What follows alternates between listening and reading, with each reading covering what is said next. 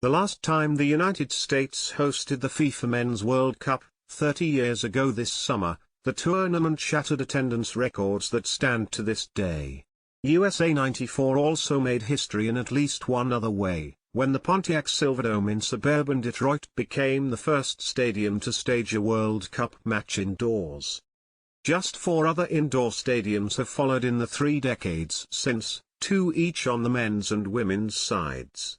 That makes the 2026 World Cup, which will be held across the US, Canada and Mexico, uncharted territory. No less than 5 of the 16 venues selected to host 104 matches over 39 days have fixed or retractable roofs. And because FIFA now requires all World Cup matches to be played on natural grass, that presents a significant challenge. Pontiac hosted fewer games, 4, than any other host city back in 1994, for fairly obvious reasons. In a domed environment, Mother Nature can't get in natural sunlight, rain, air, etc. all the things a green plant needs, Alan Ferguson, FIFA's chief field czar, told Fox Sports in a phone interview. It's how we go about replicating that. Ferguson was speaking from Knoxville, Tennessee, where last week he presented to delegates representing all 16 host cities for 2026 the initial findings of a 7-figure research project commissioned by Global Soccer's governing body to determine how best to ensure that elite-level fields can survive the 5-week-plus tournament.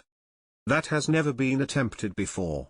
Slapping down temporary grass fields in indoor venues has been done countless times since the Silverdome made history. Just last month, AT&T Stadium outside Dallas installed a natural turf surface for the CONCACAF Nations League finals. But there's a big difference between playing a few matches over a long weekend and hosting 9 World Cup games, including a semi-final, over a month plus, as Jerry World will do 2 years from now. What you saw in Dallas recently, it's a quick solution for 1 or 2 games, Ferguson said. The World Cup is played over a much longer period of time. The grass has to have the ability to recover between games. The early research, carried out jointly by the University of Tennessee and Michigan State University, is encouraging. Much has changed in the natural turf world since 1994, and the US remains on the cutting edge. All the fields used for the 2022 World Cup were grown in Arizona before being shipped to Qatar.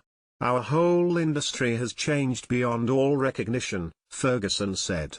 We have things available to us now that we didn't have 30 years ago.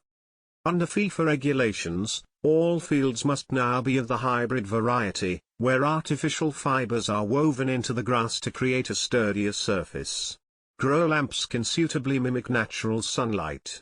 We've managed to work out how we're going to get it irrigated, to get it to grow in the dark, using the latest technology.